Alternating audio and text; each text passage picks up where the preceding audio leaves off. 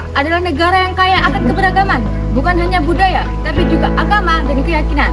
Maka dari itu, kita perlu memahami tentang moderasi beragama, yaitu cara beragama dengan adil, seimbang, tidak berlebihan, dan juga mampu menghargai perbedaan.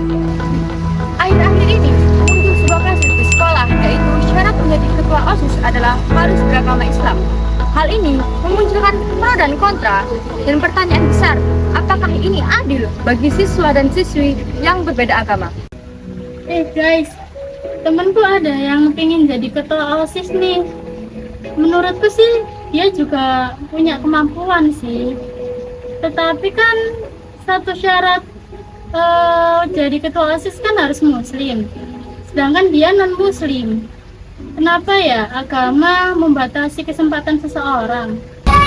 Masalah seperti ini bisa muncul ketika ada cara pandang yang tidak seimbang. Ketika kaum mayoritas merasa posisinya lebih berhak, maka muncullah kebijakan yang cenderung diskriminatif. Padahal, kepentingan dalam OSIS adalah tentang kemampuan, bukan tentang agama.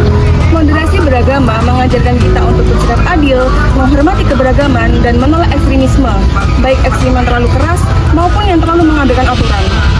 Loh, tapi kan kalau pemilihan ketua OSIS itu kan harus berdasarkan integritas, terus kemampuan berorganisasi dan visinya kan.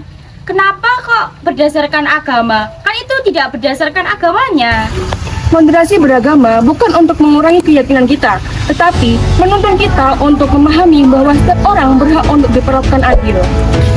Dalam konteks Indonesia, Pancasila, terutama pada sila pertama ketuhanan yang Maha Esa, tidak memihak pada salah satu agama. Negara ini mengakui keberagaman agama sehingga melindungi pemeluk-pemeluknya. Kalau syarat buat jadi ketua OSIS harus satu agama, berarti kan dia nggak mencerminkan semangat Pancasila dan kesetaraan dong. Bagaimana solusinya?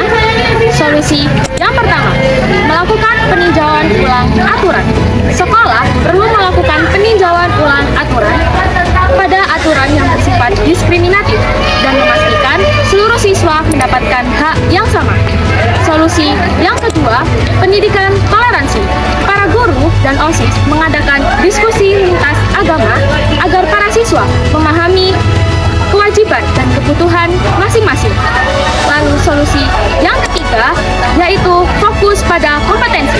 Pemilihan ketua OSIS harus fokus pada kompetensi, dedikasi, dan program kerja, bukan pada agamanya.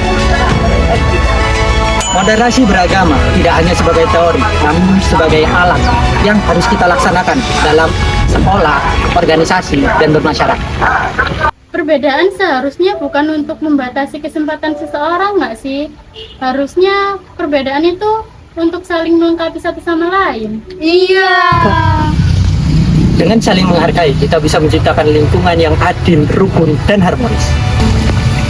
Moderasi beragama dimulai dari hal-hal kecil, seperti dari sikap kita dan juga keputusan yang kita buat, sehingga kita bisa menciptakan Indonesia yang adil dalam keberagaman.